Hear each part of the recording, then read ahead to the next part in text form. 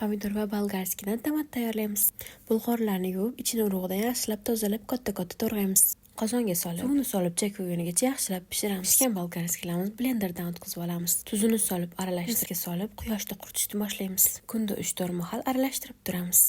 Oldindan qolgan pomidor po'stloqlari va pomidorni ham yuvib tozalab, xuddi shunday qilib pishirib olamiz. Pishib suvi tugagach blenderdan o'tkazamiz va suzgichdan o'tkazib, po'stloqlarni ajratib olamiz. Oldingi men videosida aytganimdek, pomidor po'stloqlarini ham bu pomidor tomatida ishlatishingiz mumkin. Ularni ham pomidor bilan birga shunday pishirib olib, keyin suzib olamiz. Tomatlarni ikkalasini alohida yo'g'ida ikkalasini aralash qilib tayyorlasangiz ham bo'ladi. Suzgichdan o'tkazgan pomidor sokimizni yana bir marta qaynatib, tuz solib, keyin patnisga solib, quyoshda quritishga qo'yamiz. Quyoshda quritiladigan pomidorlarni tez-tez aralashtirib turishni unutmang. Tayyor bo'lgan tomatimizga yog' aralashtirib, xolodilnikda saqlaymiz. Pomidor tomatim 5, bolgarskiy tomatim 7 kunda tayyor bo'ldi. To'liq videoni mana YouTube kanalimdan topishingiz mumkin.